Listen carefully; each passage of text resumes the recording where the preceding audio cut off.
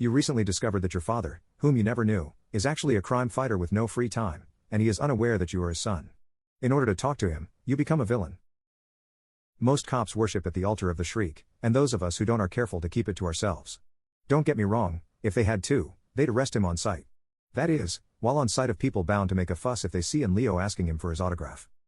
The few cops who don't like him are the ones who still believe in human rights and due process, and in not secretly celebrating when burglars are found impaled on traffic lights. Me, I don't like him because of that and because he's my father. A few years back I made the mistake of taking one of those 46 and counting tests and I came up related to DNA found at crime scenes. Then someone from the union approached me quietly to tell me who that DNA belonged to and why. Surely, as a cop, I would agree it was better to keep it all discreet. I agreed, out of shame. I never met my mother, grew up in the system. And after it became known through gossip who my father was, I had to also discreetly beat up a couple guys. See, there was a betting pool on who my mother may be, with 3 of the sexiest former costumed criminals as the favorites. And the questions about whether I remembered coming out of there got to be too much. Growing in the system, they say, has a way of twisting you. Me, it gave me an obsession with bullies, particularly righteous bullies. That's why I became a cop. That's why I can't stand vigilantes. All they are is assholes with a fondness for violence, who found an acceptable target.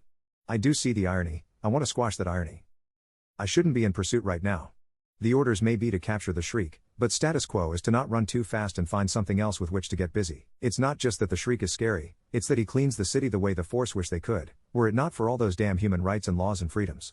If it wasn't for this need to bring the bastard in, I'd have quit by now. I run up the rundown stairs. This building is what cops call a nest. The tenants, what they call vermin. A Shriek feeding ground. When there aren't big-time criminals doing something out there, when it's hard to even find shoplifters, he comes here to beat up a few junkies. A kid looks at me through a half-open door. He looks dirty. Probably parents who have fallen too deep into despair to even remember they have a child. I make a mental note to call a social worker I know, if I make it through the night. There's screaming coming down the stairs. Some of warning, some of delirium, some of fear and pain. And when I make it to the top there's the sickening sound of fists on flesh. Whoever's getting the Shriek special is not able to scream or grunt anymore. The door is wide open and I run in. There's 2 pulps down already, hopefully dead for mercy's sake, and the Shriek is working up a third. The vigilante's costume has changed through the years, and these days he wears a flat black faceplate, spray painted with bright yellow thorns. The same pattern repeats all through his body armor, which gives the impression of nothing but sharp edges. The faceplate turns to me and his voice comes out of a speaker, thick and menacing. I got this one, officer. I wonder what's under the plate. I am curious if it would be an older version of my own face looking back. I grab my gun and aim. On the ground, hands behind your head. I order. The Shriek tilts his head, uncomprehending. I recite the main charges for which he's wanted and repeat the command to get on the ground. And he gets it. Instantly. There's no witnesses forcing me to pretend I care about his extrajudicial acts. The Shriek drops the bleeding mess he was tenderizing and squares up, intimidating me with his frame and the armor on top of it. Wanna dance, muchacho? The heavily accented and mocking way he says muchacho throws me for a loop. I know I'm half white and that he's that half, but I didn't see coming he'd be that shade of white. I repeat the command to get on the ground, hands behind his head. What, I fucked up one of your vatos. His armored gloves creak as he tightens his fists. For an instant I wonder what it would have been like to grow up under those fists instead of the foster ones. What the hell am I doing? This nightmare has lived dealing violence longer than I've existed. Am I really expecting to zip tie his armored wrists and walk him down to my car? Drive him to the station? Show everybody there that I got their hero? Your move, Holmes, he says, like reading my mind. I can already see the story. Corrupt cop killed by the Shriek. Commissioner states vigilantism still unacceptable. I came here with an obsessive intention, to capture the Shriek. I also came here with a non-regulation gun I took from the evidence room. Specially designed, gun and bullets, to pierce the Shriek's body armor. We got it from a weapons dealer with a grudge and really shitty tax evading practices.